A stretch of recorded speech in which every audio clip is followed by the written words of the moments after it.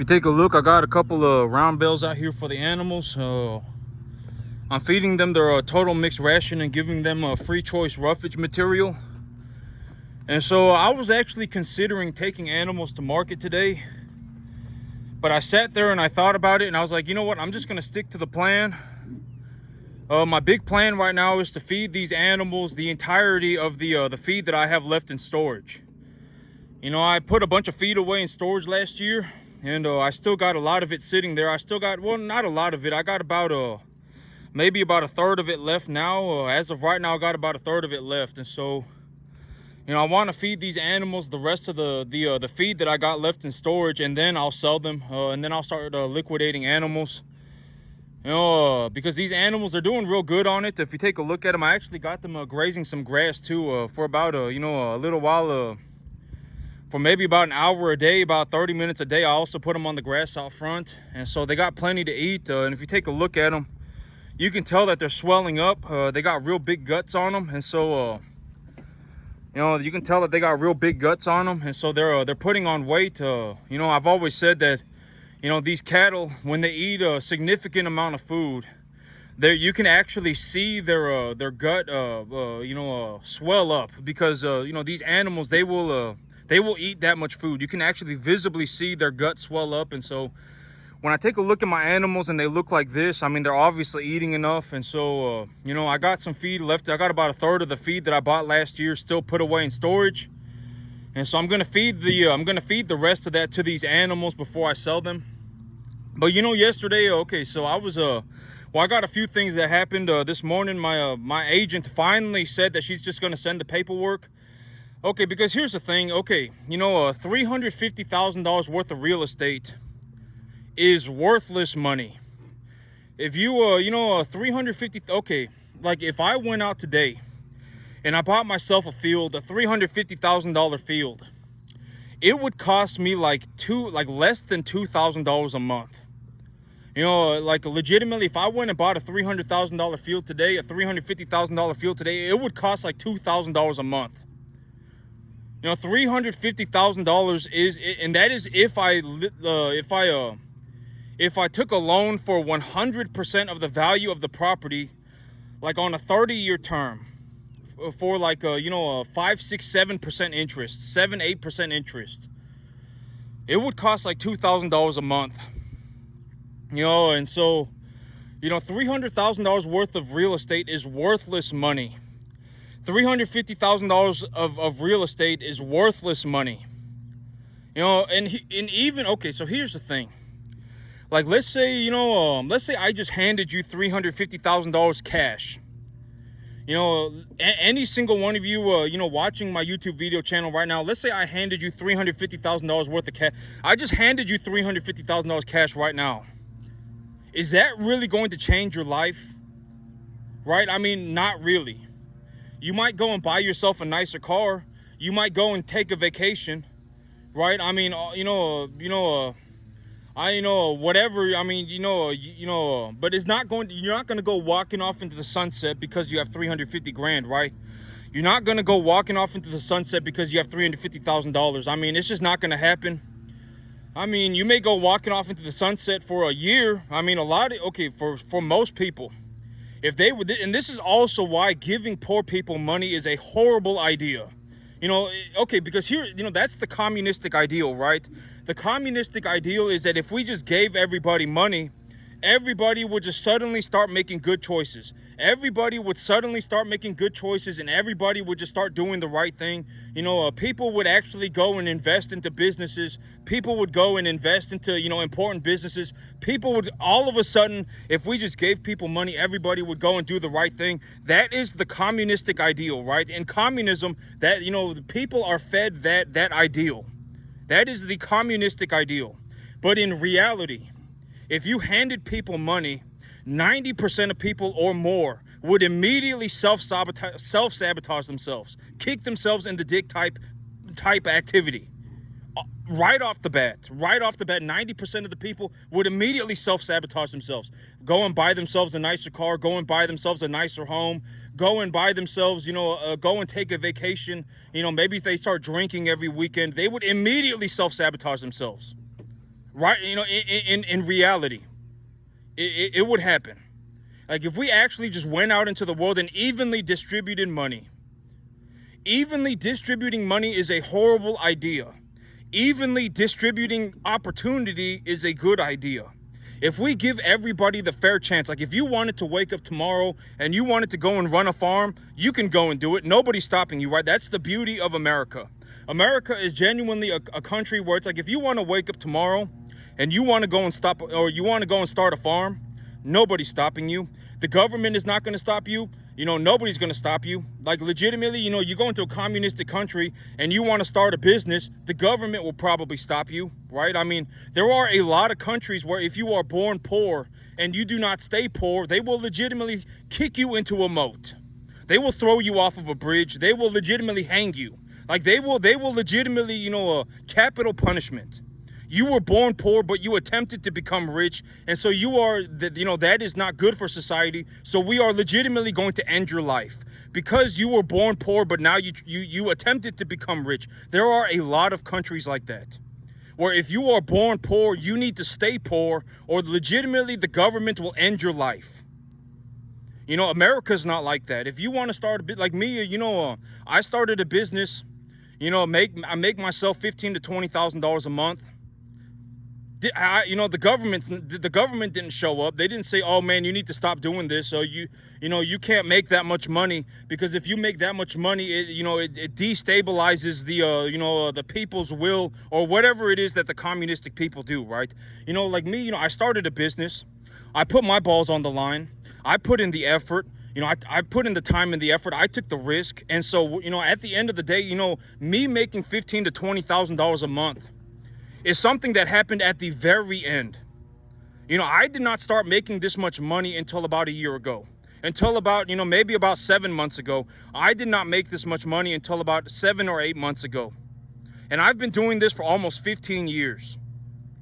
And so, you know, at the end of the day, I know I understand that I make a lot of money. You know, I understand that I make a lot of money. But at the end of the day, I took the risk. I started the business. I run the business.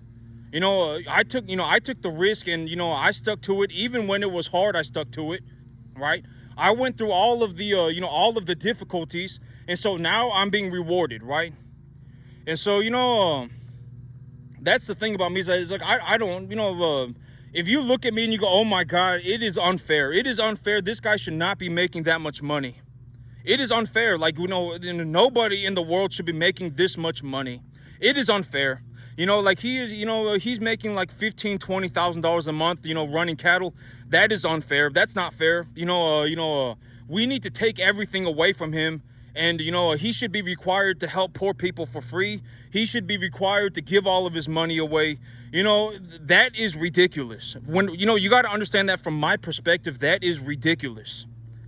You know why? You know, okay, here's the thing. If I did not have the opportunity to better myself, why would I put in the maximum? Why would I legitimately work this hard? The only reason that I work this hard is because I see an opportunity to do better for myself, right? I mean, here's the thing. If you take let's say like, let's say you're a communist, right? You're a communist and you see me making a bunch of money and you say, you know what? All of the money that he makes, he should be required to give it all away. If I was put in that situation, why would I make any extra money? And what happens if I lose money? You know what happens, because that's the thing about business. I've already said this yesterday, I've said this like 15 times before, but when you run a business, there is a very real possibility that you can work 100 hours a week. You can work 120 hours a week and still lose money. You can. It's a very real possibility. It's even happened to me, right? Like there was legitimately a time that I lost 20 grand. I legitimately went negative 20 grand. But nobody came running in, oh my God, now it's time to chip in. Now it's time to, we all need to give him some extra money because, he's losing money right now and, he's running this business. And so, okay, and I've already said this like 20 times before. If people like me, people who make a ballistic amount of money, if people like me are required to give away the money that we make, people should be required to pitch in money when we fail. And, you know, and if you really think about it like that, now it doesn't make sense, right? Because if people are going to pitch in when I fail, if people are going to pitch in and this is also the one thing that's very bad about the, you know, bailouts of the government bailing out businesses and stuff. It's like, you know, if we're going to bail out businesses, then, you know, that's not a very reasonable thing to do in terms of business, you know. But okay, I mean, but, you know, but it's very complicated. I understand that it's very complicated, you know, because as of right now, like, you know, there is so much money tied up into assets. You know, the U.S., you know, I spoke about this before, but the U.S. dollar, the only reason the U.S. dollar is valuable is because people believe it to be valuable. When the U.S. dollar was first made, you know, like when we started first making the U.S. dollar, you know, maybe like, you know, whatever, you know, 80 years ago or whatever, you know, 80, I don't know exactly, but, you know, before a certain point, I think it was like in the 1960s, the U.S. dollar was valuable because it had a little piece of gold in it. Your coins, your quarters, your half dollars, your coins were valuable because they had like silver in them. They had copper in them. They had real metal in them. That was the reason why your money was valuable back in the day. But at a certain point, the government just said, you know what, we're not going to put gold in the dollar anymore. We're just going to say that the gold bar is worth $35, right? Or the gold bar is worth $20. And so we're going to stop putting gold in the dollar. We're going to stop putting silver in your half dollars. We're going to stop putting precious metal in your money. We're going to stop doing that. And we're just going to say that the gold bar is worth this many dollars. And we're just going to keep it at that. And so they stopped putting gold in your dollars. And then they just started printing money. That's why they call it money printing. You know, if you, you know, it's like a modern terminology, right? You know, it's modern terminology for what is happening. You know, back in the day, I think they called them, or whatever. But I mean, people have been aware of this for a long time, but the government is just printing money. You know, the government, if they need $1 trillion, they just go onto a computer and just, you know, press a few buttons on a computer and the money printer just goes burr, right? I mean, that's what people say, right? The money printer. But that's why they call it printing money. Because at the end of the day, right now, the U.S. dollar is just a piece of paper. Like, legitimately, if you go into a bank and you say, you know, I want to, you know, or whatever, right? Or if the government says they want to print $1 trillion, they can just print $1 trillion. They can. I mean, granted that it's still debt and they have to pay the money back. I mean, if they could truly print money without any recourse, and they would just print as much money as they could. But at the end of the day, the dollar is a debt. It is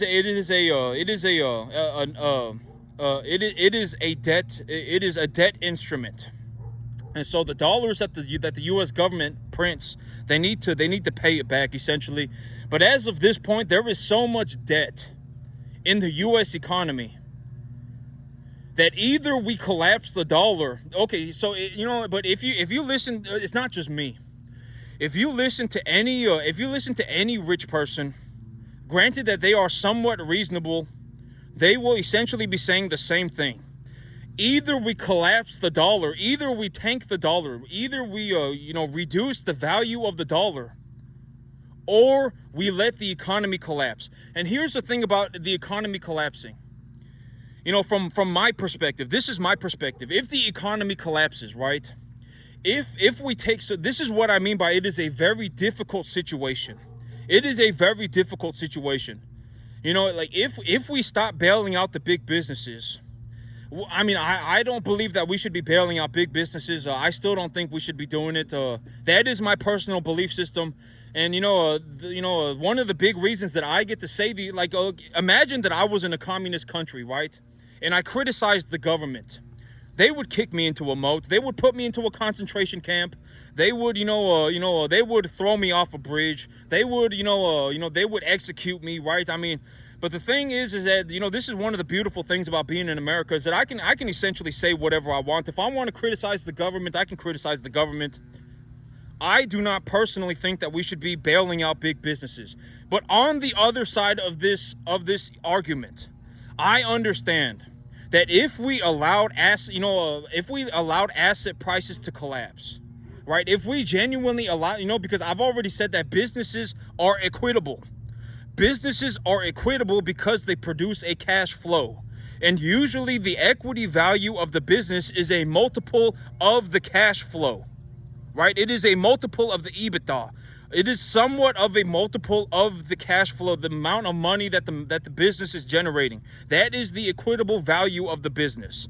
So if we allowed the equitable value of the business to drop, okay, so on the large scale, essentially the U.S. bond, the U.S. Treasury bond, the 30-year term bond, the long-term bond is essentially a counterweight to the asset price.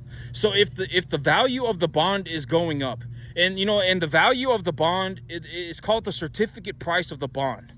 If the certificate price of the bond goes up, that essentially means that interest rates are coming down. Rates are going down. And you don't want to be in a situation where the rate is inverted. If the 5-year bond produces a lower yield than the 30-year bond, that is a big problem. That should realistically not be happening. The yield curve should not even be flat. In a healthy economy, the yield curve would be like an exponent. It would be going upwards. Maybe not exponentially, but it would be going upwards, right? I mean, if you purchase the 5-year bond, maybe you get a 3% interest. If you purchase a 15-year bond, maybe you get a 6% interest. If you purchase a 30-year bond, maybe you get a 7% interest, right? But so this is what I mean by, this is kind of a difficult situation no matter what. If we allow asset prices to collapse, if we essentially allow the equitable value of businesses to collapse, the counterweight for that, what will happen is that the counterweight will pick up. The certificate price of the bond will go up and the rates will fall. And if asset prices are allowed to fall to a certain degree, to such a drastic degree, that rates go negative. If interest rates go negative, they will never go positive again. They will never go positive again. And so, when I take a look at the U.S. economy, either we inflate the debt away. We inflate the debt away, or actually there are three. Okay, but here's the thing. Is that if we are going to stabilize the economy in a healthy way,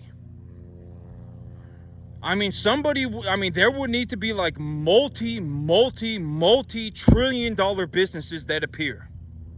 Because here's the thing, is that the amount of liquidity in the system right now, not liquidity is always in a shortage. The amount of debt that is currently in the U.S. economy is massive. If we are going to, legitimately, if we allowed the debt to default, not even if we allowed it, if it just happened, if the U.S. government defaulted on the debt and asset prices legitimately tanked, the stock market fell 75%. If the S&P 500, if the NASDAQ, if the U.S. economy legitimately collapsed by 75%, if the stock market collapsed, let's just say if the stock market collapsed to a certain degree that rates went negative, they would never go positive again. Rates would legitimately stay negative forever. And so, it's in at negative rates, so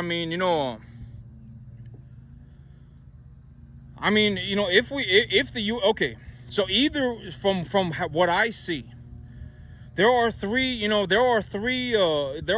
major scenarios. One, we inflate the dollar. We inflate the dollar. We decrease the value of the dollar to such a degree that the U.S. debt now becomes serviceable. The U.S. debt now becomes, the U.S. debt is now, essentially, a worthless amount of money. But we either inflate the debt away, we default on the debt. If we default on the debt, then, legitimately asset prices will fall so severely that rates will go negative. And if rates go negative, they will never go positive again. Legitimately. And the US dollar will go up in value, right?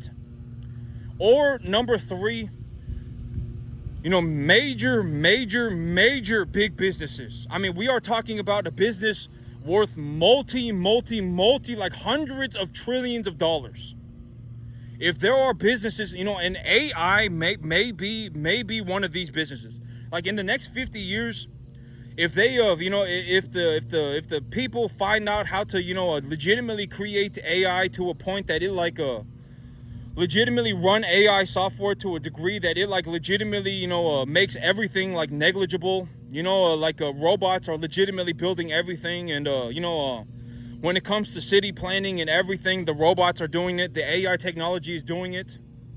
That kind of business might be worth that kind of money, right? I mean, an AI business might be worth that kind of money. If you realistically think about what would artificial intelligence do, if we legitimately have robots that are able to build homes, right? If we legitimately, but you can already see this, there are already robots that build homes, right? I mean, they can 3D print homes very rapidly, right?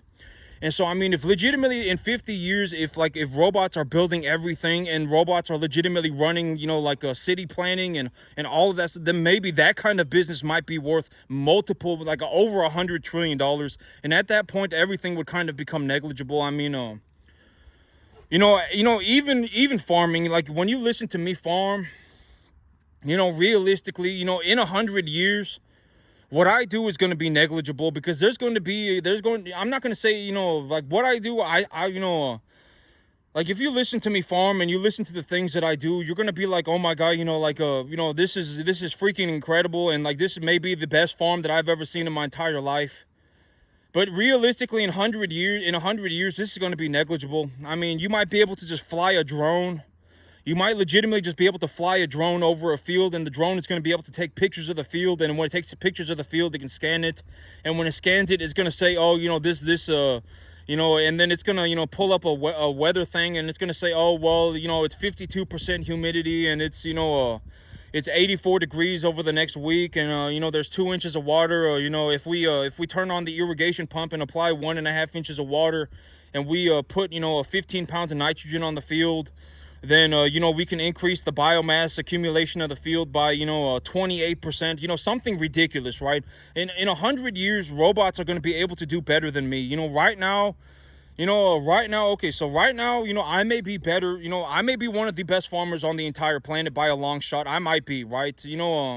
I don't know if I am, but, legitimately, if you gathered the best farmers on the entire planet and put us all together, I may be one of the top ones. And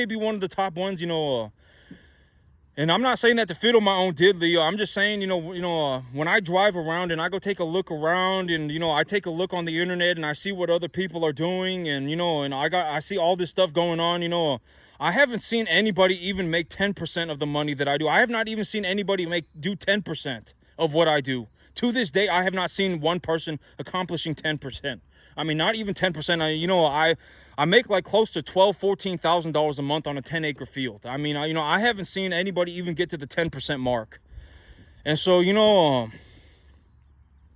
but in 100 years, I mean, robots are probably going to be, I would just anticipate that robots can do better than me.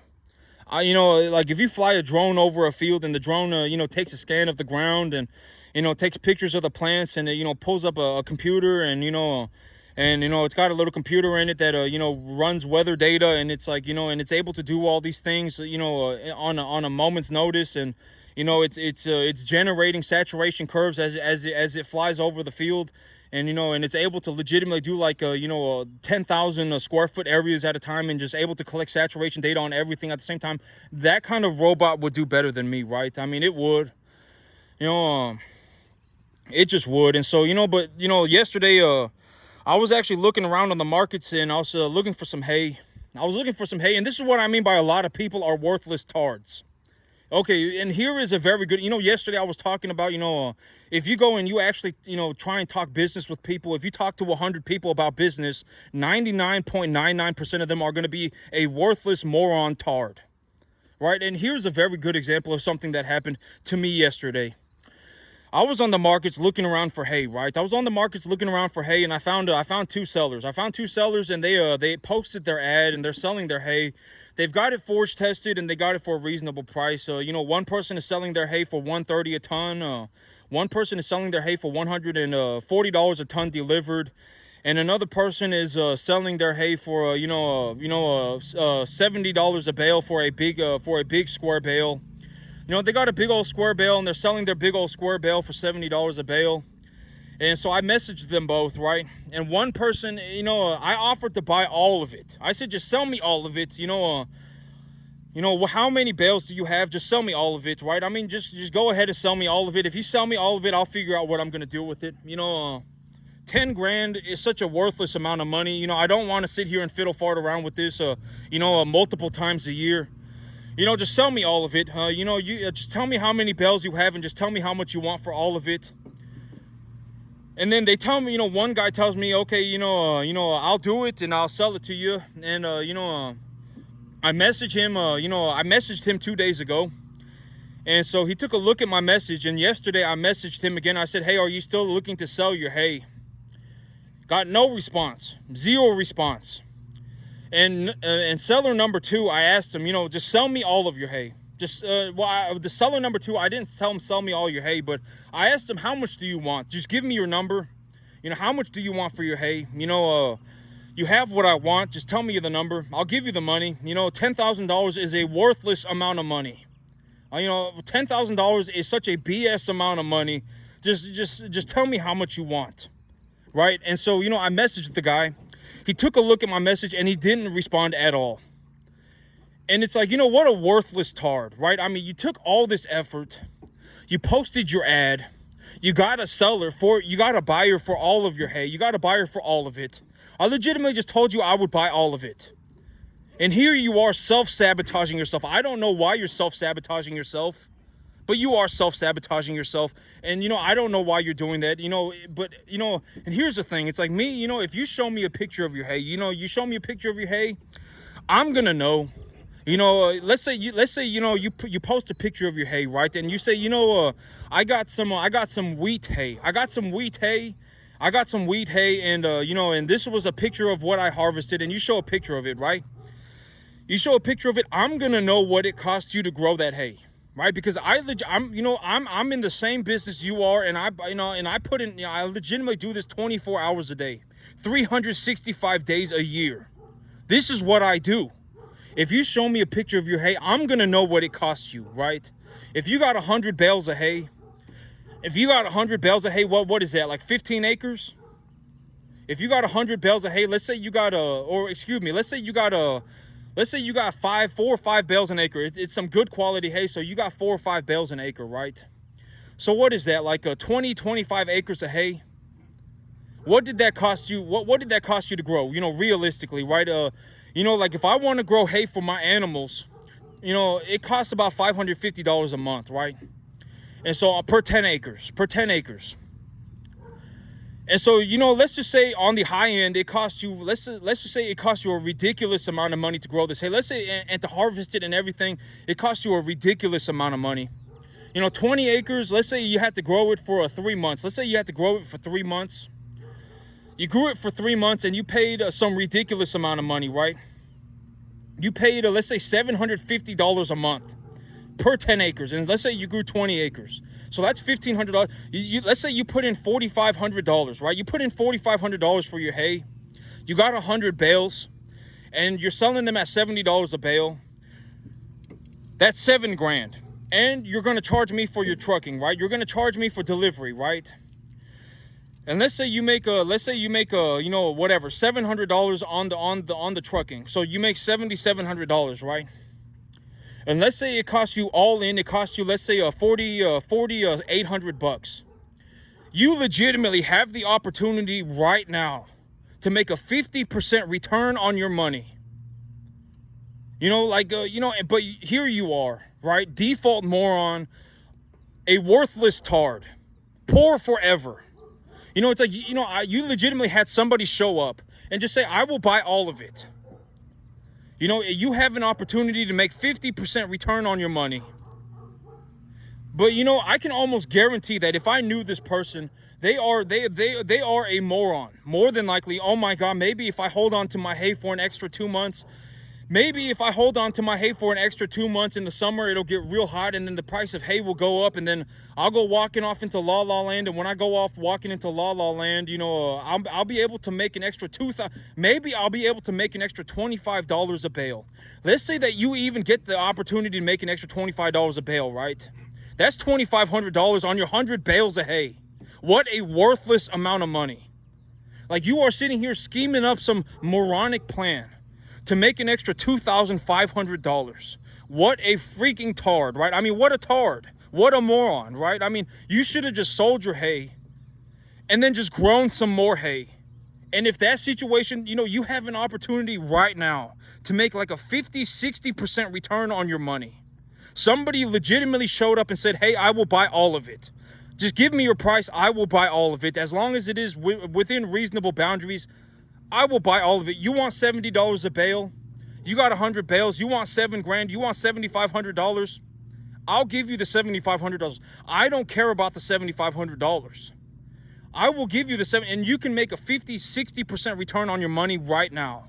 You put $4,500 into it. You put $5,000 into it. And you made $7,500. You made a 50% return on your money. But here you are, right? You have the opportunity to do something good for yourself, but you're deep down, you are a self-sabotaging, worthless tard. And you are going to ruin it for yourself. Right? I mean, it's like, what are you doing? It's like, you know, you took all this time to post an ad. You found a buyer. You know, your hay has been on the market for like, you know, 2 months. Your hay's been on the market for like a month or two. You're still trying to sell it. You have somebody who shows up who's willing to buy all of it, and you're sitting there just fiddle farting around. I don't know what you're doing. Right? What are you doing? You know, you have the opportunity to do something good for yourself, and you're self-sabotaging yourself. I don't get it. Right? And that's what I said, like a complete tard, right? Like, you know, and it's like, you know, but okay, here's the thing about me. You know, like me, I've already said, if you run into a situation like this where the person is just a moron, the person you are trying to do a deal with is a moron, then go and find another deal, right? I've already said this. If you are looking to do a deal with somebody and that person has repeatedly proven to be a moron, they are just a complete tard, then go and find a different deal, right? And so what am I going to do? I'm going to go to my broker and just buy distiller grains. I'm just going to go, you know, because diesel prices are low. You know, corn prices are relatively low. Corn prices are at about $4.50 right now. And diesel prices are low. And so dried distiller grains right now, you know, I could probably get a tonnage of dried distiller grains for like $2.75, right? I could probably get a tonnage of dried distiller grains for like $2.75.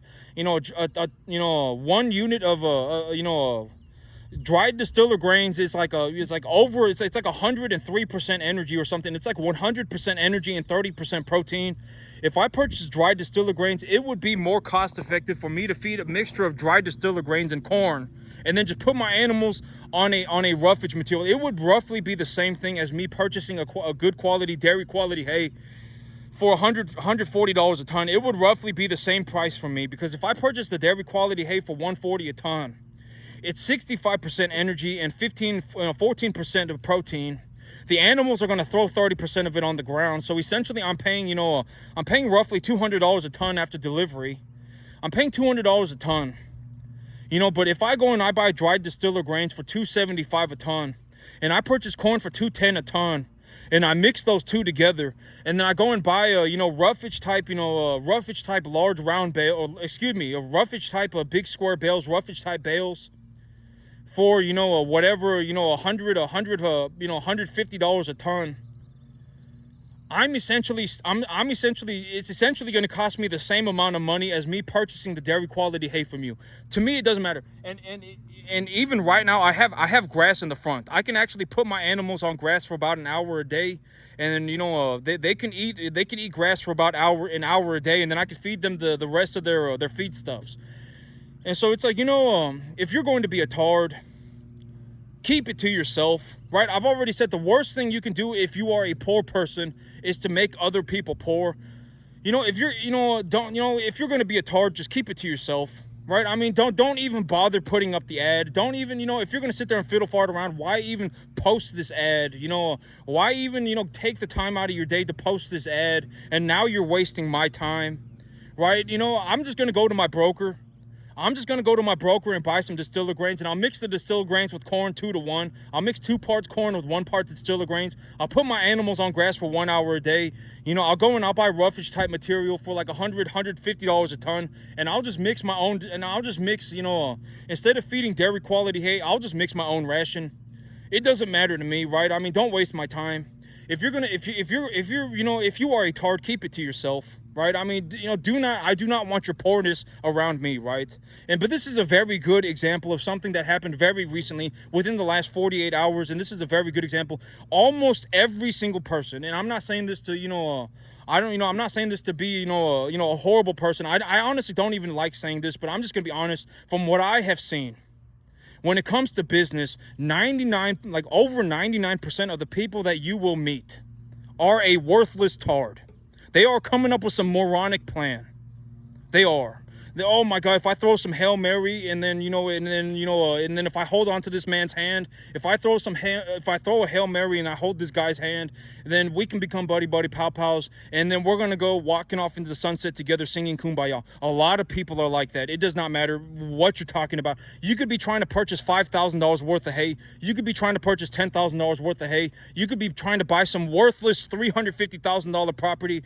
You could be, looking to buy, $75,000 worth of cattle. It does not matter. Almost in every single deal, almost anybody that you meet is going to be a worthless tard. Almost everybody.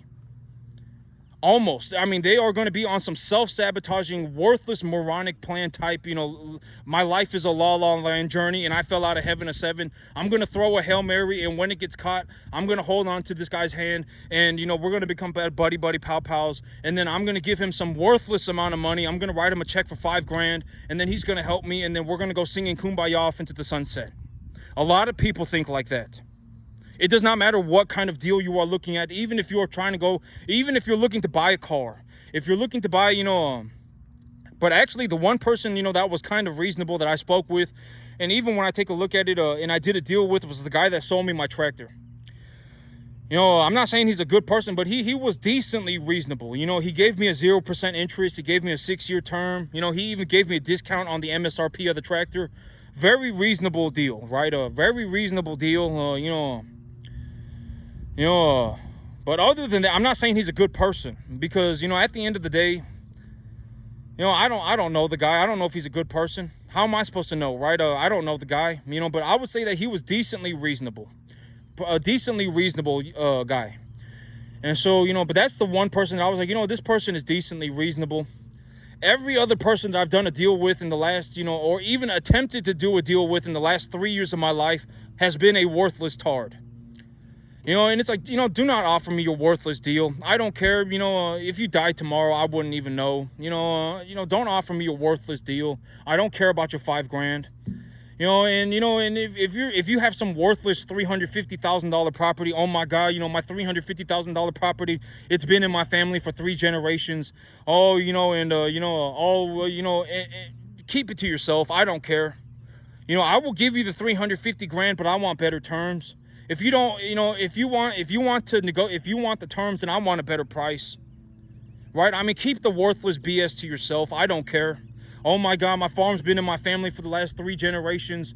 I've raised Angus cattle here. I've raised, I don't care, right? I mean, keep all that worthless poorness to yourself. I don't care, right? I mean, do you want the $350,000 or not? If you want the $350,000, then I want better terms. Right? If you want better terms, then I want a better price. If you are not willing to negotiate at all, I'm going to go and find a different property. Right? I mean, don't waste my time. Right? I mean, I don't, if you're going to be a worthless tard, you are probably stuck like that forever. I'm not here to save you.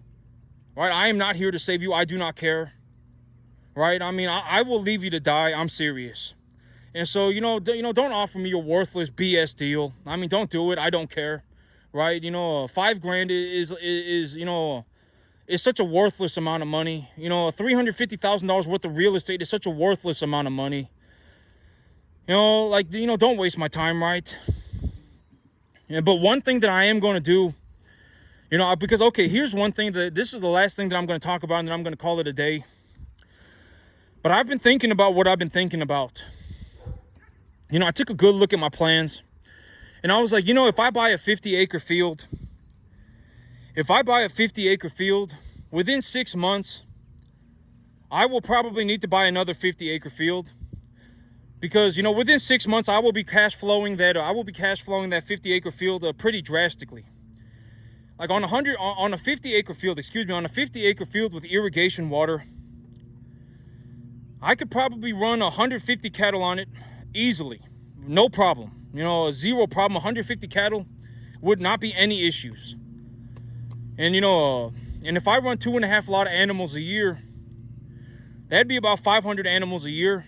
And if I make $500 an animal, which is very low, if I net a profit of $500 an animal, I don't even know what is that? What's 500 times? That's like $250,000 a year, right? And if I'm making $250,000 a year and I'm looking to reinvest that money, let's say I just lowball myself. Let's just say I lowball myself and I make $200,000 a year, and I'm looking to reinvest that capital. I will need more land. And so I've been considering, what if, you know, because there are a lot of properties on the market right now that are like 175 acres, 200 acres. These large, massive ranches. These massive ranches that have been on the market for over 200 days. Nobody wants to even touch it with a 50-foot pole, right? I mean, because at the end of the day, who would want to drive 2 hours away from the city?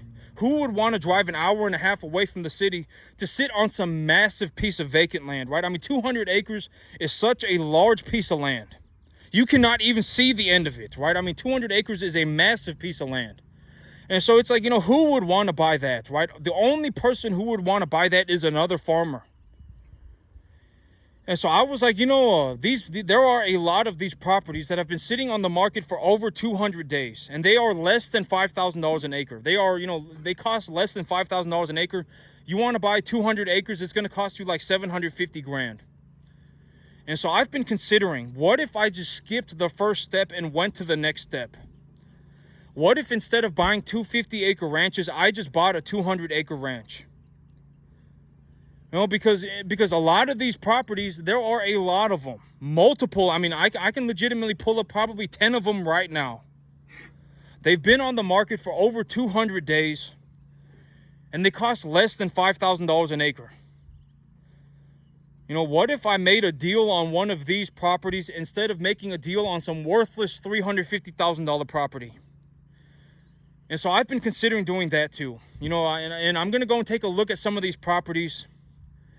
And, you know, I may just go and just purchase a 200-acre ranch. That may be the more reasonable thing to do. Because at this point in time, the reality of the situation has set in for the owner, right? Their property has not sold in 7 months. They haven't even gotten one reasonable offer in the last 7 months. They are, you know, an hour and a half, 2 hours away from the city on some massive piece of vacant land. Who in the world is going to buy this property, right? Practically nobody. This is what I've been saying. Almost nobody. And so, you know, maybe I will go, you know, I'm actually thinking that it might be more reasonable for me to go and offer on one of these properties. You know, they've been on the market for over 200 days. Nobody's, you know, they still haven't sold it. They've reduced their listing price. And, you know, and the property's been on the market for like 250 days. Something like that. Maybe, you know, it's more reasonable for me to go and offer on something like that. You know, and so I've been thinking about that. Maybe I'll go and do that instead. And so I'm going to go around and I'm going to take a look at these giant ranches. I'm going to go and I'm going to take a look at ranches that are over 150 acres that have been on the market for over 200 days. And I'm going to put in offers for those. And I'm going to see if I can find somebody that is willing to give me a reasonable deal. Right? And so, but that's it for me today, YouTube. Y'all have a good one.